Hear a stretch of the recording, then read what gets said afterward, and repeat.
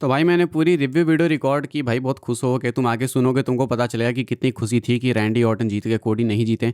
दिमाग ही ख़राब कर देते भाई ये लोग, इनको समझ ही नहीं आता क्या करना है क्या नहीं करना है। क्या सेंस बनता है भाई स्मैकडाउन के लिए इन्होंने Drew McIntyre and Cody Rhodes का मैच बुक कर दिया, एंड ये वाला मैच होगा अनडिस्प्यूटेड टाइटल के लिए। यहाँ पे अगर कोडी जीते तो रेसलमेनिया में हो जाएगा Cody and Randy Orton. Are you guys fucking mad भाई, लाइक फकिंग स्टूपिड मोरॉन्स। पूरी वीडियो में तुम आगे जाकर देखोगे तो मैंने बोला है कि कोडी रोड्स की अपॉर्चुनिटी बनती नहीं। मैकिंटायर ने साफ बोला था कि कोडी अपॉर्चुनिटी अर्न करेगा तभी आके मैच में रेसल करेगा। रैंडी ऑर्टन ने अर्न कर लिया अपॉर्चुनिटी, तो where does Cody Rhodes come from भाई? Why is he getting this opportunity? Post show में निक एल्डिस ने कंफर्म किया कि Cody Rhodes and Drew McIntyre का अनडिस्प्यूटेड टाइटल मैच होगा। तो ठीक है, आपको फिर कोडी एंड ऑर्टन का मैच देना आई गेस रेसलमेनिया में करना, नहीं तो इसको फिर फेटल 4 वे बनाओगे। Then what is the point of the elimination chamber match भाई? दो सुपरस्टार्स ऐड करके एक और एलिमिनेशन चेंबर मैच कर दो रेसलमेनिया में। ये तो पूरी वीडियो ही दिमाग खराब हो गया भाई। अभी तुम आगे वीडियो सुनोगे तो तुमको पता चलेगा मैं कितना खुश था यार, पूरा आंसू निकाल देते हैं। या रैंडी ऑर्टन के जीतने के बावजूद Cody Rhodes and Drew McIntyre is happening on SmackDown this week for the undisputed title, where you will see McIntyre lose most likely। Otherwise इस मैच को सेट करने का बनता ही नहीं है सेंस। बताना भाई इसके ऊपर रिएक्शंस क्या है यार।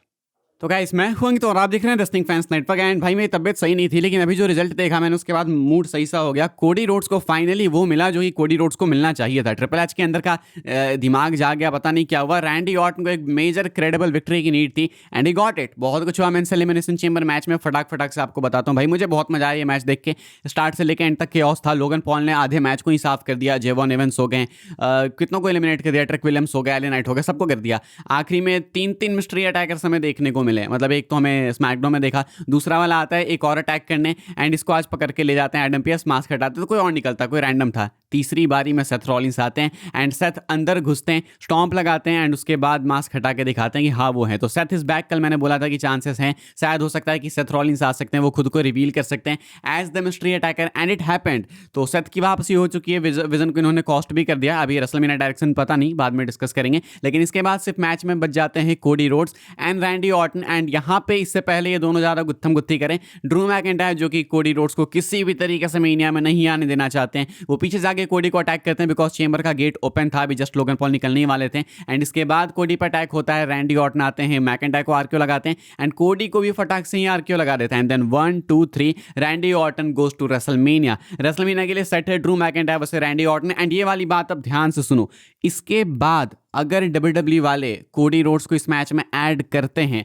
तो फिर तुम भाई तुमको हक मिल जाता कुछ भी बोलने का ट्रिपल एच को एंड कोडी रोड्स को ओवर पुश ओवररेटेड सब बोलने का।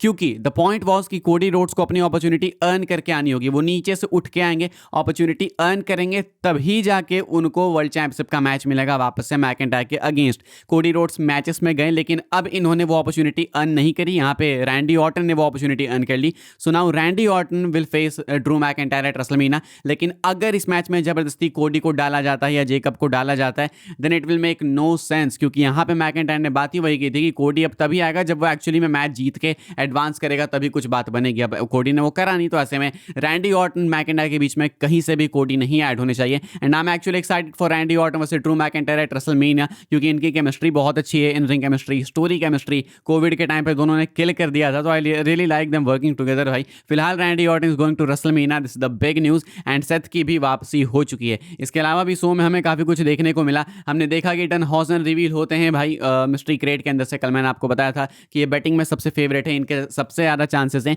कि यही रिवील होंगे एंड वही निकलते हैं। एंड क्राउड ने जो बू किया भाई, क्राउड को बिल्कुल नहीं पसंद आया। बहुत ही गूफी रिवील था, अजीब सा ही था, मतलब क्या था कुछ समझ नहीं आया। मुझे नहीं लगता कि इनका कोई फ्यूचर भी। इनको आप ट्रिपल ए में डाल सकते हो, एनएक्सटी में डाल सकते हो, यहाँ मेन रोस्टर पे जो करे ही मत करना भाई। ये वन मोमेंट के लिए ठीक था, वन मोमेंट के लिए भी ठीक नहीं था इनफैक्ट, तो ये तो बेकार ही था। पता नहीं इन्होंने ये मिस्ट्री क्रिएट वाला एंगल आया ही क्यों, बस हाइप क्रिएट करने के लिए, कुछ इससे ज़्यादा तो कुछ नहीं था। बाकी कल ही मैंने आपको बताया था कि ये फ्री एजेंट बन चुके हैं, ईडब्ल्यू के रोस्टर पे से हट चुके हैं एंड अगले ही दिन आज डब्ल्यूडब्ल्यू के अंदर आ गए। आपके रिएक्शंस क्या थे भाई इनको देखने के बाद, कमेंट करके बताना। उधर सीएम पंक अपनी डब्ल्यूडब्ल्यू वर्ल्ड चैंपियनशिप रिटेन कर लेते हैं एंड सीएम पंक रोमन बिल्कुल सेट है। रोमन ने एक मैसेज भी डिलीवर किया है सीएम पंक के इस मैच के बाद। वो मैसेज क्या है वो मैं आपको दिखाऊंगा, अगली वीडियो में बताऊंगा एंड बात करेंगे कि अब रोमन पंक की कहानी कहाँ जाती है। मैच के एंड में फिन बैरर के साथ में हैंड शेक भी करते हैं, यानी कि फिन बैरर का फेस टर्न भी यहाँ पे अच्छे से टीज हो गया है। वो मेनिया में मोस्ट लाइकली जजमेंट डे के अगेंस्ट ही जाने वाले हैं। एजे ली सीएम पंक की वाइफ बन जाती है न्यू चैंपियन, यानी कि अब डब्ल्यूडब्ल्यूई के अंदर सेम टाइम पे ये दोनों हस्बैंड वाइफ एक न्यू पावर कपल बन के आ चुके हैं। सीएम पंक है वर्ल्ड चैंपियन, एजे ली है डब्ल्यूडब्ल्यूई विमेंस इंटरकॉन्टिनेंटल चैंपियन। हालांकि इनका एक और मैच होना मोस्ट लाइकली बाकी है, बकी के अगेंस्ट, वो होगा रेसलमेनिया में। फिलहाल एजे ली बन चुकी है WWE women's intercontinental champion. And अगर विमेंस एलिमिनेशन चैंबर मैच की बात करें तो वहाँ पे प्रॉप्स देना चाहूंगा टिफनी स्ट्रैटन को। क्या कमाल की परफॉर्मेंस है। बीच में टिफनी स्ट्रैटन पे से वो हाइप चली गई थी, लोग मानने लगे थे कि इसको रेसल करने नहीं आता है, लेकिन वापस से आज टिफनी ने प्रूव किया कि वो चाहे तो ऐसा परफॉर्म कर सकती हैं। स्टार्ट से लेकर एंड तक टिकी रही, एंड बहुत ही अच्छा परफॉर्म किया, बट एंड में रिया रिप्ली को विक्ट्री मिली, जिससे कोई दिक्कत नहीं है। रिया रिप्ली जेड का आगे एक सही मैच दिखता है ऑन पेपर। लेट्स सी कैसा होता है एक्चुअल रेसलमेनिया में। सो ओवरऑल रिजल्ट ये है कि रिया replay and Randy Orton WrestleMania के लिए एडवांस कर चुके हैं। कोडी रोड्स को नहीं मिलने वाली है अपॉर्चुनिटी, एटलीस्ट अभी के लिए। पता नहीं ट्रिपल एच का दिमाग कब तक चलेगा। इसके बाद डनहॉजन आ चुके हैं, and CM Punk world champion है। एजे ली है WWE women's intercontinental champion. Overall event को क्या बोलता हूँ, ओवरऑल इवेंट को अगर रेट करे भाई तो मैं इसको 10 में से देना चाहूंगा 7। शायद मैं 5 देता अगर रैंडी ऑर्टन नहीं जीतते तो, लेकिन 7 इसलिए दूंगा बिकॉज रैंडी ऑर्टन को विक्ट्री की नीड थी, डेस्परेट नीड थी।